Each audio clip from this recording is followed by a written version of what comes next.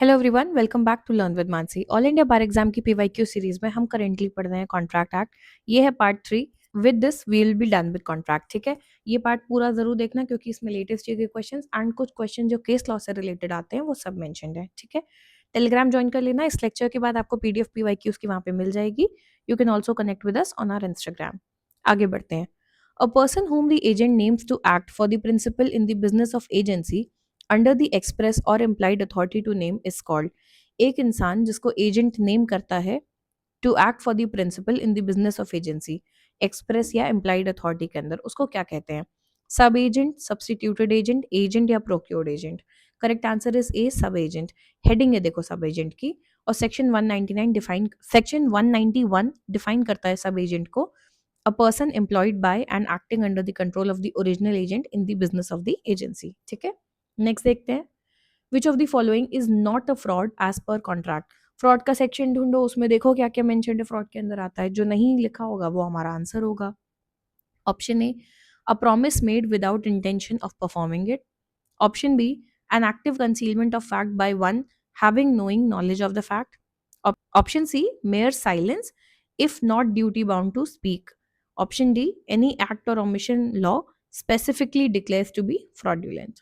Correct answer C है, mere silence if not duty bound to speak. Fraud section 17 में defined है। देखो ये पॉइंट क्लियरली मेंशन्ड है, active concealment of a fact, जो point number B था। ये भी क्लियरली मेंशन्ड है, promise made without the intention of performing it. D भी मेंशन्ड है, एक्ट और ओमिशन जो लॉ फ्रॉडुलेंट बता दे। ठीक है, एक्सप्लेनेशन में दिया है कि आपकी mere silence as to facts likely to affect the willingness of a person to enter into a contract fraud नहीं है। आपका चुप रहना फ्रॉड नहीं है, unless circumstances of the case are such regard being had to them, it is the duty of the person keeping silence to speak। Unless आपकी duty नहीं थी वहां पे बोलना। ठीक है, तो अगर आप चुप रहते हैं तो वो फ्रॉड नहीं माना जाएगा। तो हमसे पूछा था क्या चीज फ्रॉड नहीं है, तो इन्होंने बोला मेयर साइलेंस फ्रॉड नहीं है अगर आप ड्यूटी बाउंड नहीं हो। अगर ये नॉट नहीं लगा होता तो ये स्टेटमेंट उल्टा हो जाता। तो बहुत ध्यान से पढ़ना। ठीक है, next, which of the following statement is correct if a intending to deceive b, intention है उसको डिसीव करने का, falsely represents that 500 mounds of indigo are made annually at A's factory and thereby induces B to buy the factory। A ने B को deceive करने के intention से ऐसा झूठा झूठा रिप्रेजेंट किया। फॉल्स रिप्रेजेंटेशन क्या हुआ? Miss representation. ठीक है, कि 500 मॉड्स ऑफ इंडिगो उसके यहाँ एनुअली फैक्ट्री में बनता है और उसने बी को कन्विंस किया कि तुम ये फैक्ट्री खरीद लो। तो अब क्या होगा? Option a, contract is void ab initio. Void ab initio मतलब शुरू से ही वॉइड, नल एंड वॉइड एकदम। ऑप्शन बी, वॉइडेबल है at the option of a. A कौन था जिसने धोखा दिया है? Option c, contract is voidable at the option of b. या फिर d, contract is voidable at the option of both a and b. Correct answer is c, contract is voidable at the option of B. देखो section 19 voidability of agreements without free consent, clearly लिखा है कोएर्जन, fraud या misrepresentation हुआ है, जो यहाँ पे misrepresentation का केस है। ठीक है, तो कॉन्ट्रैक्ट वॉइडेबल होगा at the option of the party whose consent was so caused, जिसको धोखा देके या फोर्स करके कोर्स करके कंसेंट लिया गया था उसके पार्ट पे ये वॉइडेबल होगा। वॉइडेबल का मतलब ये है कि ये शुरू से वॉइड नहीं है। ठीक है, वो चाहे तो वो फैक्ट्री तब भी रख सकता है, पर उसके पास चॉइस है वॉइडेबल इसलिए कि वो चाहे तो इसे कैंसिल करवा सकता है। ठीक है, देखो सेम क्वेश्चन इलस्ट्रेशन से उठाया है। ओके, नेक्स्ट देखते हैं। Delivery of goods by one person to another for some purpose upon a contract that they shall when the purpose is accomplished be return or disposed of according to the directions of the persons delivering them. इसको क्या कहते हैं? Agency, bailment, guarantee या contingency. Same question हमने part 1 में किया था, मैं बहुत डिटेल में नहीं जाऊंगी। इसको हम बेलमेंट कहते हैं। ठीक है, सेक्शन 148 में जाके पढ़ोगे, मिल जाएगा। अब ये क्वेश्चन 2024 का है। An agreement not enforceable by law is stated to be void under. अगर कोई एग्रीमेंट इन्फोर्सिएबल बाय लॉ नहीं है तो उसे वॉइड कहाँ बोला गया है? बहुत डायरेक्ट क्वेश्चन आया देखो, 2D, 2E, 2F या 2G। Correct answer is section 2 sub clause ji, bare act में मिल जाएगा। Next, concept of invalid guarantee कहाँ कवर्ड है? ऑप्शन ए 142 से 146, ऑप्शन बी 142 से 144, ऑप्शन सी 143 से 147 या फिर डी 140 से 143। ऐसे क्वेश्चंस में क्या करो, सबसे एक्सट्रीम चेक करो। एक्सट्रीम क्या है? 147। अगर ये नहीं है तो ये ऑप्शन एलिमिनेट हो गया। उसके बाद 146 चेक करो, है तो अभी ऑप्शन टिका हुआ है। और दूसरी साइड का एक्सट्रीम क्या है? 140। अगर ये 140 नहीं इंक्लूडेड है तो ये ऑप्शन एलिमिनेट हो जाएगा, ये एलिमिनेट हो जाएगा। थोड़ा सा ईजी हो जाता है। ठीक है, नेक्स्ट, आंसर इज बी 142 से 144। ध्यान से देखोगे तो 142, 143 एंड 144 ये बात करते हैं वैलिड मिसरिप्रेजेंटेशन को लेके, ठीक है। ये बात करते हैं इनवैलिड गारंटी को लेके, ठीक है। Next question, a corporate resolution is not an offer unless efforts are made to communicate it. ये किस केस में था? अब हम केस लॉस डिस्कस कर रहे हैं। कोई भी कॉर्पोरेट रेजोल्यूशन एक ऑफर नहीं है जब तक आपको कम्युनिकेट ना किया जाए।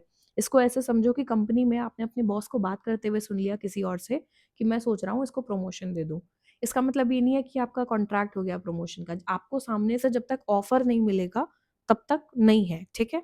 ये किस केस में था? Option A, Blair versus Western Mutual Benefit Association. Option B, R versus Dawood. Option C, Harvela Investment Limited versus Royal Trust Co of Canada, या फिर D, none of the above. Correct answer is A, Blair versus Western Mutual Benefit Association. Similar question था, oral motion पे उन्होंने retirement की बात अपनी सुन ली थी कि उनको रिटायरमेंट बोनस मिलेगा। जब वो रिटायर हुई तो कंपनी ने देने से मना कर दिया। कोर्ट ने कहा कि आपको फॉर्मली कम्युनिकेट नहीं किया गया था कि आपको ऐसा कुछ भी दिया जाएगा, ठीक है। तो फिर ये वर्क नहीं करता। अपने बेयर एक्ट में किससे रिलेटेड है? सेक्शन 4 से, कम्युनिकेशन ऑफ ऑफर से, ठीक है।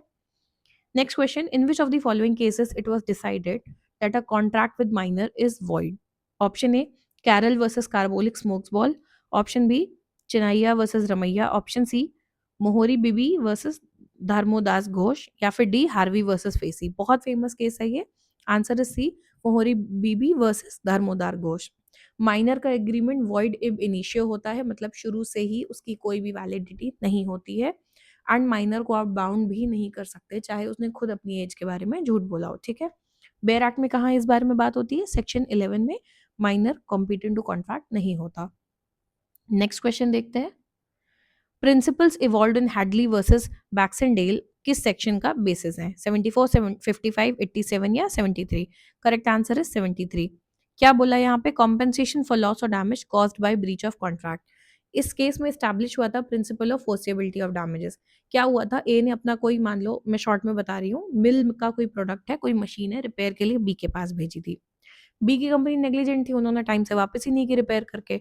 तो ए ने कहा जो आपने टाइम से वापस नहीं किया मशीन को रिपेयर करके, उसके चलते मेरी मिल बहुत दिन बंद रही, मेरा वो लॉस हुआ है, ठीक है, तो आप पैसे दोगे।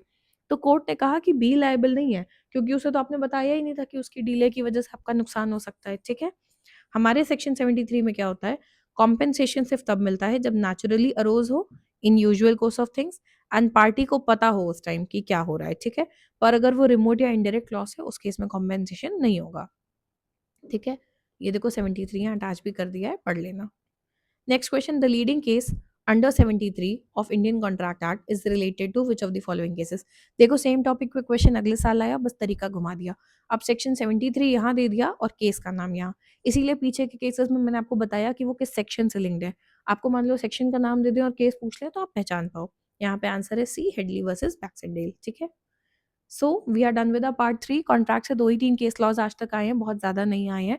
रिसेंट ईयर्स में वो भी कम आए हैं। लास्ट ईयर का क्वेश्चन देखोगे, दोनों बहुत ईजी आए थे, बहुत डायरेक्ट आए थे। मोस्टली लास्ट ईयर का पेपर पैटर्न इलस्ट्रेशन बेस्ड कई बार ज़्यादा होता है, आपको लंबी कहानी देते हैं पर क्वेश्चन ईजी ही पूछ रहे हैं, ठीक है। सो डोंट वरी, आप इसको कवर कर लोगे। साथ में आप स्पेसिफिक रिलीफ एक्ट और ट्रांसफर ऑफ प्रॉपर्टी एक्ट और नेगोशिएबल इंस्ट्रूमेंट एक्ट, सबके आधे आधे घंटे के लेक्चर्स हैं। कुल मिला के सब देख लोगे तो you are good to go for 8 questions in the exam. Contract act बहुत छोटा सा बेयर एक्ट है, इजी भी है, कॉम्प्लिकेटेड नहीं है, तो इसे मिस मत करना, ठीक है। Stay tuned, keep learning, bye bye.